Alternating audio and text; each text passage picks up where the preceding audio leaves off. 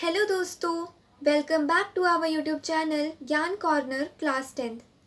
तो आज के वीडियो में हम क्षितिज के काव्य खंड का कविता एक सूरदास के पद पढ़ने जा रहे हैं और ये इसकी पहली क्लास है। मैं आगे और भी वीडियोस अपलोड करूँगी। तो आइए हम पाठ शुरू करें। तो सर्वप्रथम मैं आपको सूरदास जी जो इस पाठ के कवि हैं उनका परिचय मैं आपको बताऊंगी। सूरदास जी बहुत ही, इनको रस सम्राट कहा जाता है। अब ये रस सम्राट क्या होता है, यानी कि सूरदास जी के द्वारा जो कविता रचित होती है उन कविता में हम साक्षात प्रेम जो है देख सकते हैं। बहुत ही अच्छी तरह से उनकी हर एक कविता में जो है प्रेम रस झलकता है। तो सूरदास जी हिंदी साहित्य के बहुत ही बड़े कवि हैं और जैसे कि इनका नाम है, ये जो है अंधे हैं, ये अंधे हैं। भक्ति काल के कृष्ण भक्त कवियों में सूरदास जी का सर्वप्रथम स्थान माना जाता है। यानी कि भक्ति काल के दौरान जिन कवि ने कृष्ण जी के सबसे ज़्यादा कविताएं लिखी और सबसे अच्छी कविताएं लिखी, उनमें सबसे आगे का जो नाम होता है वो सूरदास जी का ही माना जाता है। बहुत ही महान कवि थे सूरदास। तो इनकी जन्मस्थली के बारे में कई सारे विद्वान बताते हैं कि इनकी जन्मस्थली रेणुका में है, तो कुछ बताते हैं कि दिल्ली के निकट सीही नाम के गांव में इनका जो है जन्मस्थल है। और इनका अभी तक हमको अच्छे से पता नहीं है, कोई एकदम सटीक इनका जन्म स्थान नहीं बता सका है। ये अनुमान लगाया गया है कि यहाँ से जो है सूरदास जी का जन्म हुआ है। सूरदास जी का जन्म 1478 में हुआ था। रेणुका में भी हो सकता है और दिल्ली में भी हो सकता है। वे जन्म से ही अंधे थे या फिर वो बाद में हुए, वो जन्म से अंधे थे या फिर वो बाद में अंधे हुए, इसके भी बारे में किसी को अच्छे से नहीं पता है। इसके भी बारे में लोगों को संदेह है। लेकिन सूरदास जी द्वारा कृष्ण जी की बाल लीलाओं का जो सुंदर एवं सूक्ष्म चित्रण किया गया है, उसके आधार पर उन्हें जन्मांध कहना अच्छा नहीं लगता। सूरदास जी की जो कविताएं होती है उसमें इस प्रकार सूरदास जी चित्रण करते हैं कविता का कि हमें ऐसा लगता है कि साक्षात जो घटना है हमारे सामने घट रही हो, ऐसा हमें प्रतीत होता है। ऐसे साक्षात्कार एकदम अच्छे से हमको चित्रण करवाने वाले कवि को हम जन्मांध कहें, ये सही नहीं लगता है। बाल अवस्था में ही उनका नाम दूर दूर तक प्रसिद्ध हो गया। बचपन से ही उनका नाम दूर दूर तक जाने लगा कि सूरदास जी इतने बड़े कवि हैं। संसार से विरक्त होकर एकदम संसार को उन्होंने छोड़ दिया और सूरदास जी मथुरा एवं आगरा के बीच यमुना के किनारे गऊ घाट पर रहते थे। यही उनकी भेंट आचार्य वल्लभाचार्य से हुई। आचार्य वल्लभाचार्य जी के, मैं बताती हूँ आपको, आचार्य वल्लभाचार्य जी के शिष्य बन गए थे सूरदास जी। और सूरदास जी ने अष्टछाप कवियों में वो सम्मिलित हुए। अष्टछाप कवि, मैं पहले के ज़माने में जैसे सप्त ऋषि हुआ करते थे वैसे अष्टछाप कवि हुआ करते थे जो कि कविताएं लिखते थे। उसमें भी सूरदास जी का नाम माना जाता है। तो ऐसा लोग मानते हैं कि कृष्ण वल्लभाचार्य जी के आदेश से ही सूरदास जी ने जो है कृष्ण जी के पद लिखना शुरू करे थे। और ये भी माना जाता है कि 1583 में पारसौली में इनका निधन हो गया। और ये तो सबको पता है कि यहाँ पारसौली में निधन हुआ, ये जो है सटीक पता है कि निधन हुआ, लेकिन इनका जन्म स्थान किसी को अच्छे से नहीं पता। इनकी प्रमुख रचनाएं अब हम जान लेते हैं। वैसे तो हिंदी साहित्य में सूरदास जी की कई रचनाएं, बहुत सारी रचनाएं, हिंदी साहित्य में एक बहुत बड़ा हिस्सा सूरदास जी ने लिखा है। बहुत सारी कविताएं, बहुत सारे पद सूरदास जी ने लिखे हैं, परंतु इनकी प्रामाणिक रचनाएं केवल 3 हैं: सूरसागर, सूरसरावली एवं साहित्य लहरी। सूरदास जी का यश, उनका मुख्य आधार उनका सूर सागर है। सूर सागर में जो है मेनली सूरदास जी ने लिखा हुआ है, उसमें इतने अच्छे पद हैं कि उनके कीर्ति का, उनके यश का मुख्य कारण जो है सूर सागर ही बना। सूर सागर कोई छोटी सी कविता नहीं है, सूर सागर बहुत बड़ा संग्रह है पदों का। तो सूर सागर में लगभग 1.25 पद माने गए हैं, लेकिन उसमें से सिर्फ 39,0936 पद ही उपलब्ध हैं। उनकी सूर सारावली में 11,007 पद तथा साहित्य लहरी में 118 पद हैं। ठीक है ना।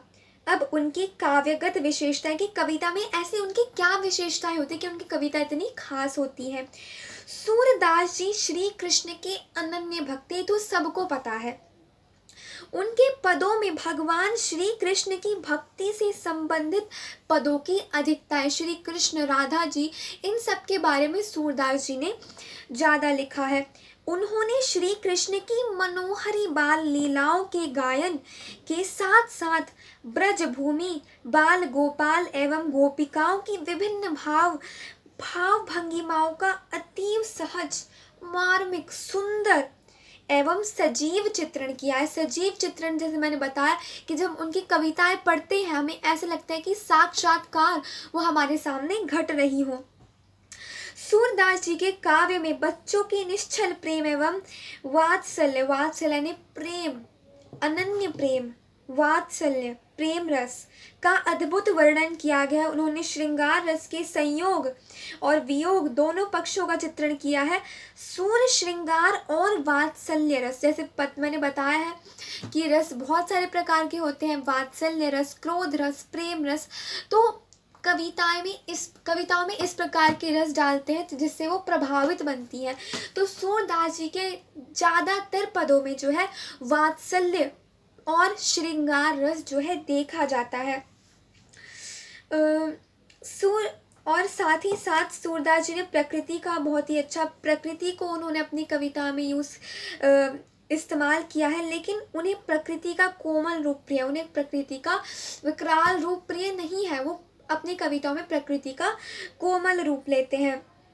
भाषा शैली, उनकी कविताओं में किस प्रकार की भाषा जो है इस्तेमाल की जाती है। सूरदास जी की भाषा शैली सरल एवं मनोहरी भाषा है। वे ब्रज भाषा का इस्तेमाल करते हैं अपनी कविताओं में। उनकी भाषा में ब्रज भाषा का पारिष्कृत रूप दिखाई देता है। पारिष्कृत रूप यानी मुख्यतः वो ब्रज भाषा का ही इस्तेमाल करते हैं। वे श्रेष्ठ कवि एवं उच्च कोटि के गायक भी हैं। वो बहुत अच्छे गायक भी हैं।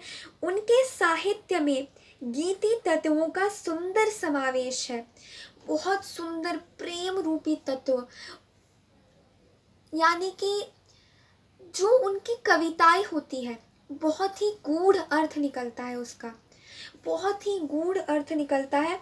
वात्सल्य एवं श्रृंगार रस की अनूठी छवि जैसे मैंने बताया है उनके काव्य में, उनकी कविताओं में हम अच्छे से देख सकते हैं। उन्होंने अनुप्रास, वो हर एक अलंकार का अच्छे से प्रयोग करते ताकि उनकी कविताएं जो है वो मनोहरी बने, उनकी कविताएं जो अलंकृत हो। ठीक है ना। उन्होंने रूपक, उपमा, अनुप्रास, यमक, श्लेष, अतिशयोक्ति, अन्योक्ति, उत्प्रेक्षा, व्यतिरेक, दृष्टांत, उदाहरण, वक्रोक्ति आदि अलंकारों का अत्यंत मनोरम ढंग, बहुत अच्छे ढंग से उनको मैं आपको बता नहीं सकती कितनी सुंदर उनकी कविताएं होती है। मुहावरे एवं लोकोक्तियों के प्रयोग से तो उनकी काव्य में निखार, सोने पे सुहागा हो जाता है जब वो मुहावरों और लोकोक्तियों का प्रयोग करते हैं। जो पद मैं आपको बताऊंगी उसके अंदर भी कई सारे मुहावरे और लोकोक्ति हैं। ठीक है। हाँ जी। तो उसमें बहुत सारे मुहावरे और लोकोक्तियों का प्रयोग सूरदास जी ने करा है। उन्होंने तत्सम यानी जो संस्कृत से लिए गए शब्द हैं, और तद्भव संस्कृत से लिए गए शब्द जो हिंदी में इस्तेमाल होते हैं, संस्कृत से ज्यों का त्यों उठाए गए शब्द को तत्सम कहते हैं, और तद्भव क्या होते हैं, संस्कृत से उठा करके जिनको हिंदी में लगाया गया उनको तद्भव शब्द कहते हैं। तो तत्सम और तद्भव दोनों का उन्होंने प्रयोग करा है। तो ये था सूरदास जी के बारे में एक प्रॉपर हमने परिचय, एकदम विस्तार पूर्वक उनका हमने परिचय जाना, जन्म मरण, उनकी भाषा शैली, उनकी काव्यगत विशेषता, उनकी प्रमुख रचनाएं हमने सब जाना। अब हम आ जाते हैं मेन कविता पे। तो कविता नहीं है, पद है, ठीक है, पद। अब हम सूरदास जी के पद पढ़ेंगे। तो पहला पैराग्राफ मैं पढ़ती हूँ, पहला पद मैं पढ़ने जा रही हूँ। इसका पहली पंक्ति है, बिना समय बर्बाद किए मैं आपको बता रही हूँ ताकि जल्दी से जल्दी मैं आपका ये खत्म करवा दूँ। तो ऊधो तुम हो अति, तो सबसे पहले मैं इसके बारे में बता देती हूँ, ठीक है ना। तो क्या मैं एकदम प्रॉपर पहले आपको इसकी कहानी बता देती हूँ, जल्दी खींचने के चक्कर में कहीं आपको समझाने में कोई त्रुटि ना रख दूँ।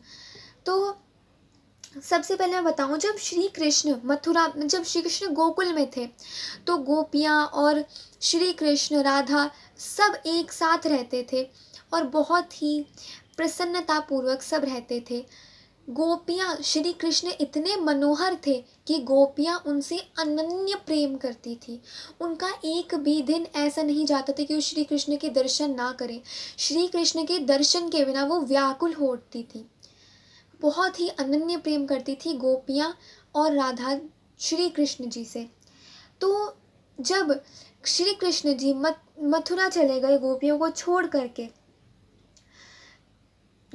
छोड़ करके श्री कृष्ण जी जब मथुरा चले गए तो क्या हुआ कि गोपियाँ उनके विरह में, उनके श्री कृष्ण से अलग होने के विरह में वो बहुत ही दुखी रहने लगी। वो वियोग की अग्नि में जलने लगी। वियोग की अग्नि में जलना मतलब अत्यंत ही दुखी रहना। वो रात दिन बस कृष्ण कृष्ण रटती रहती। उन्हें ये आशा थी कि श्री कृष्ण आएंगे। उनको दिन रात ये आशा बंधी थी कि हाँ, श्री कृष्ण ने बोला है मैं आऊँगा। उन्होंने श्री कृष्ण ने बोला कि हाँ मैं ज़रूर आऊँगा। तो उनकी आशा बंधी हुई थी कि श्री कृष्ण आएंगे। लेकिन श्री कृष्ण गोपियों का ऐसा वियोग देखकर श्री कृष्ण ने अपने एक मंत्री उद्धव को गोपियों के पास भेजा कि तुम जाओ और गोपियों को समझाओ कि आप सब व्यर्थ ही जो है इतना दुख सह रही हैं, तो उनको जो है संदेश दो मेरा ये। तो उद्धव जब योग ज्ञान का संदेश लेके जाते हैं और बोलते हैं कि ऐसे ऐसे मत करो, प्रेम कुछ नहीं, प्रेम के बारे में वो बहुत ही कुछ बोलते हैं। तो गोपियों को बिल्कुल ये बात अच्छी नहीं लगती है और फिर जो है भ्रमर गीत शुरू होता है और उसी में जो है गोपियाँ उद्धव से वार्ता करती हैं। आमने सामने वार्ता नहीं करती, मुंह पे नहीं बोलती वो उद्धव को कुछ, लेकिन वो भ्रमर के माध्यम, जैसे कि मैंने बताया था कि सूरदास जी प्रकृति का इस्तेमाल करते थे, तो भ्रमर के माध्यम से जो है उद्धव को बोलती थी। तो अब हम स्टार्ट करेंगे। ऊधो तुम हो अति भड़भागी। तो पहले मैं पूरा इसको पढ़ देती हूँ। ऊधो तुम हो अति बड़भागी, अपरस रहत स्नेह तकाते नाहिन मन अनुरागी। पुरैनी पात रहत जल भीतर, ता रस देह न दागी। जो जलमाह तेल की गागरी, बूंद न ताको लागी। प्रीत नदी में पाँव ना बोरे, दृष्टि ना रूप परागी। सूरदास अबलाहम भूरी, गुरु चाटी जो प्यागी। अब ये जो पद है ये सूरदास जी द्वारा रचित सूर सागर में उद्धव संदेश भाग के भ्रमर गीत नामक उपभाग से लिया गया है। इस पद में गोपियां जो है वो भ्रमर को संबोधित करते हुए निर्गुण ब्रह्म का उपदेश लेकर आने वाले उद्धव पर व्यंग बाण छोड़ती हैं। उस पर जो है व्यंग छोड़ती हैं। उन्हें सगुण प्रेम पंथ जो एकदम सही प्रेम आखिर सच में है क्या उसके बारे में वो बताती है और अपनी दृढ़ता से अपनी वार्ता जो है रखती है उनके सामने। पहले पढ़ते हैं। ऊधव तुम हो अति बड़भागी, यानी गोपियाँ कह रही है कि ऊधव तुम बहुत ही भाग्यशाली हो, तुम बहुत ही भाग्यशाली क्योंकि तुम प्रेम के बंधन से अछूते हो। कैसे? प्रेम के बंधन से वो क्यों अछूते हैं? क्योंकि प्रेम, वो श्री कृष्ण के पास रहते हुए भी श्री कृष्ण की आकर्षण, उनकी सुंदरता जिस पे हर कोई मोहित हो जाता है, तो जो उद्धव था वो श्री कृष्ण के समीप रहते हुए भी उनके प्रेम से अछूता था। इसीलिए गोपियां कहती है कि उद्धव तुम बहुत भाग्यशाली हो, तुम बहुत, ये व्यंग छोड़ा है गोपियों ने कि उद्धव तुम बहुत भाग्यशाली हो क्योंकि तुम प्रेम के बंधन में नहीं बंधे, तुम प्रेम के बंधन में नहीं बंधे, इसलिए तुम्हें वियोग भी नहीं सहना पड़ा। फिर दूसरा पंक्ति है, अप्रस रहत स्नेह तगाते नाहिन मन अनुरागी। तुम्हारे मन में किसी के लिए कोई प्रेम, किसी के लिए कोई अनुराग नहीं है, तुम्हारे मन में किसी के प्रति प्रेम भावना जागृत ही नहीं होती। इस प्रकार से वो कहती है कि तुम प्रेम के बंधन से बिल्कुल ही अछूते हो। अपरस रहत स्नेह तगाते, यानी कि तुम जो हो प्रेम के धागे, प्रेम के तगा यानी कि धागा, तुम प्रेम के धागे से बिल्कुल ही अछूते, बिल्कुल ही अलिप्त हो, तुम्हारे मन में किसी के लिए कोई अनुराग नहीं है। तो उद्धव तुम हो अति बड़भागी, यानी कि उद्धव तुम बहुत बड़भागी हो क्योंकि तुम प्रेम के बंधन से अछूते हो, तुम्हारे मन में किसी के लिए कोई प्रेम भावना, किसी के लिए कोई अनुराग नहीं है।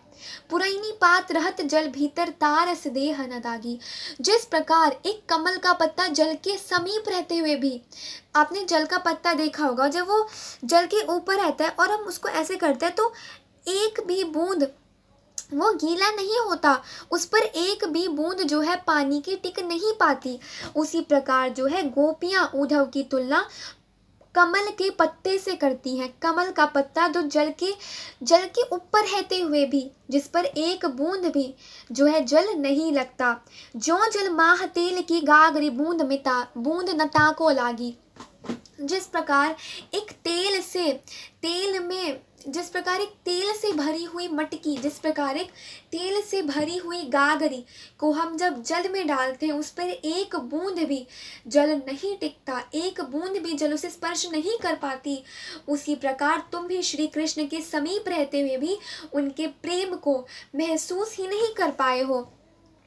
प्रीत नदी में पाँव ना बोर्यो, दृष्टि ना रूप परागी। तुमने तो अभी तक प्रेम रूपी, श्री कृष्ण के प्रेम रूपी नदी में पैर तक नहीं डुबोया, तुमने तो अभी तक श्री कृष्ण के प्रेम रूपी नदी में पैर तक नहीं डुबोया है, और ना ही तुम्हारे मन में किसी के लिए प्रेम उत्पन्न हुआ है।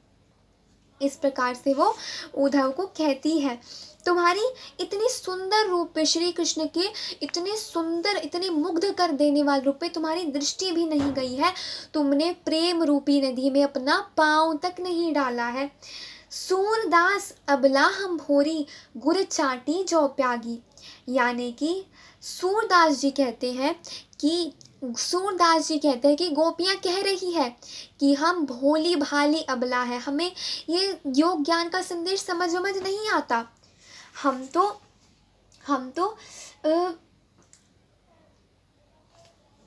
तुमसे एकदम पूर्णतः हम तुमसे विपरीत हैं, हम सीधी साधी गांव की भोली भाली अबलाएं हैं, और हम श्री कृष्ण के रूप में, उनके सौंदर्य में इतना खो गई हैं जैसे गुड़ में लिपटकर जो चींटियां हैं, गुड़ में लिपटी हुई चींटियां वहीं पे अपने प्राण त्याग देती हैं, उसी प्रकार हम भी अपने श्री कृष्ण के ही समीप उन्हीं के नाम से उनसे नहीं, उन्हीं के नाम से, उन्हीं के प्रेम में हम जो है लिपट कर रहना चाहती हैं।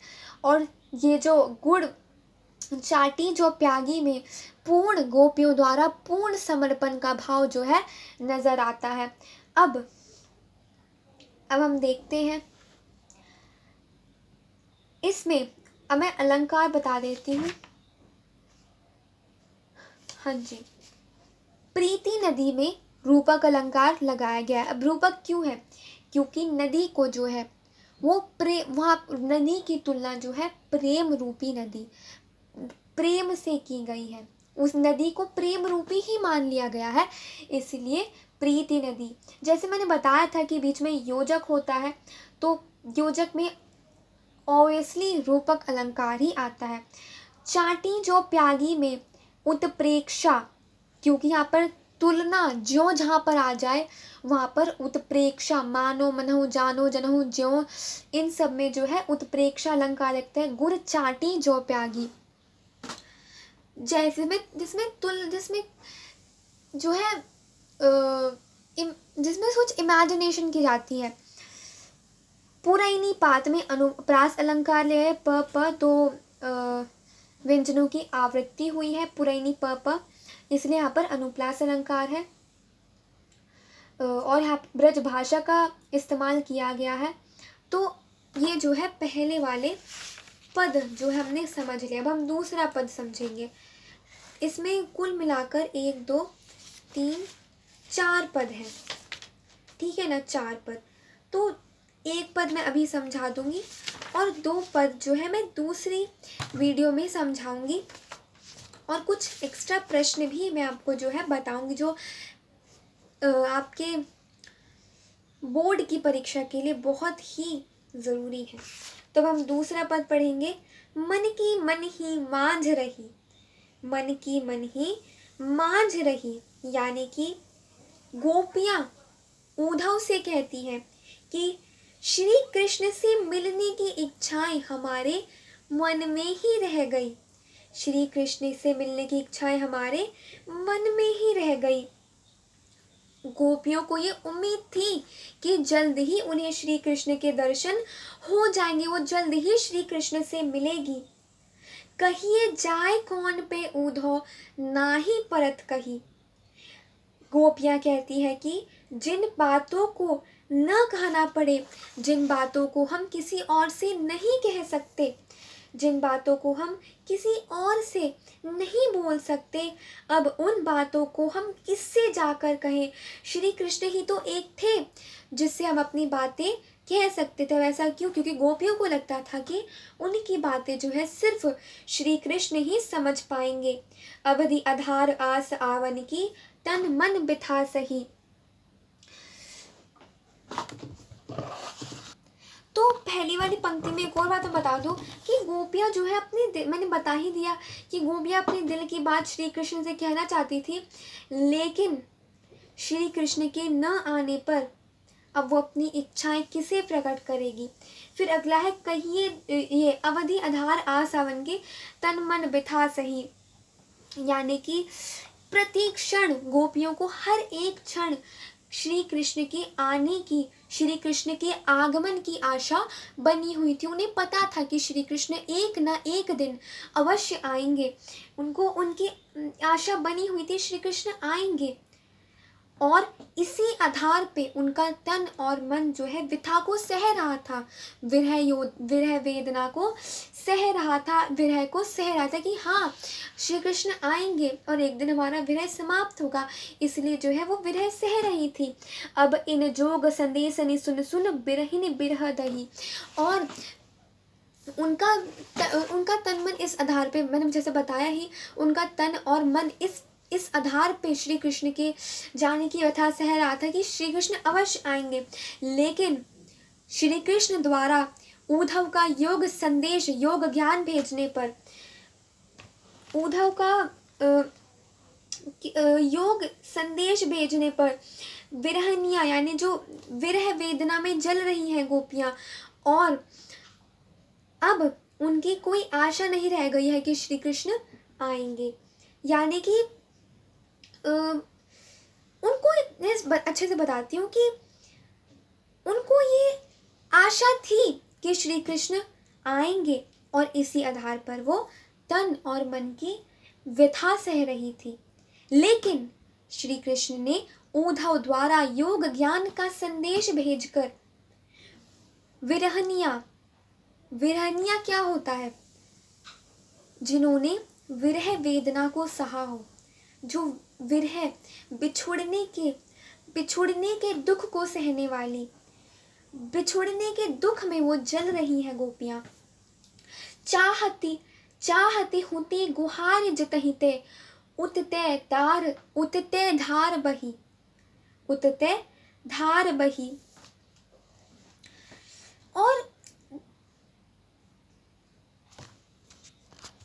चाहती हुती गुहार जितहिते, उतते धार बही, यानी कि गोपियां कह रही है कि इस योग ज्ञान की प्रबल धारा, इस योग ज्ञान की कठोर, इस योग ज्ञान की धारा से बचने के लिए हम जो है गुहार यानी हम रक्षा के लिए पुकार करना चाहती हैं। हम रक्षा के लिए पुकार करना चाहती हैं। श्री कृष्ण में के विरह में बेचैन होकर गोपियां उनसे मिलने के लिए व्याकुल है, और वह है कि उन्हें योग ज्ञान का संदेश भेजकर और विराग्नि में जला रहे हैं। सूरदास अब धीर धरई क्यों मर ज्यादा न लगी।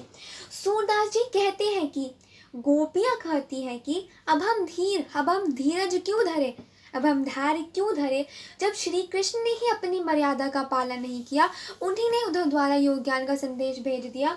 अब हमारे लिए किसी प्रकार से धैर्य धारण करना, मर्यादा में रहना असंभव है। अब हम नहीं रहेंगी मर्यादा में। तो इसमें भी हम देख लेते हैं, पुनि पुनि में पुनरोक्ति प्रकाश अलंकार है, और पूरे पद में जो है हर जगह अनुप्रास अलंकार जो हमें दिखने को मिल जाएगा।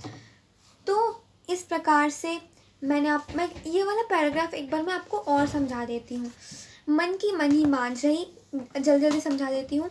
मन की मन ही मान, यानी कि हमारी जो मन की बात थी हमारे मन में ही रह गई, हमारी मन की बात हमारे मन में ही रह गई। हमें श्री कृष्ण से कई सारी बातें कहनी थी, लेकिन और हम सिर्फ अपनी हृदय की बात श्री कृष्ण से ही कहना चाहती थी। कहिए जाए कौन पे उधो ना ही परत कही। अब हम जो बातें हमको श्री कृष्ण से कहनी थी, अब हम वो किससे कहेंगे। अवधि आधार आस आवन की तन मन बिता सही, यानी कि हमें हर प्रतिक्षण हमको ये आशा बनी हुई थी कि श्री कृष्ण अवश्य आएंगे, और इसी आधार पे हमारा तन और मन जो है व्यथा सहन कर रहा था। लेकिन श्री कृष्ण द्वारा उद्धव का ये योग संदेश भेजने के बाद हम विरहनिया बिछुड़ने के दुख में जो है विरह अग्नि में जलने लगी हैं। हम इस योग ज्ञान के संदेश से बचने के लिए हम पुकारना चाहती हैं, और हम श्री कृष्ण की विरह में बेचैन होकर उनसे मिलने के लिए व्याकुल है, और वह है कि हमें योग ज्ञान का संदेश भेज रहे हैं। सूरदास जी कहते हैं कि गोपियां कहती हैं कि अब हम धीरज क्यों धरे, जब श्री कृष्ण ने ही अपनी मर्यादा का पालन नहीं किया। अब हमारे लिए किसी भी प्रकार का धैर्य धारण करना, मर्यादा में रहना असंभव है। तो मैंने दोनों पद आपको बहुत अच्छे से समझा दिए हैं। तो अगले 2 पद हम दूसरे वीडियो में जानेंगे। तब तक के लिए पढ़ते रहो, खुश रहो, और बाय बाय।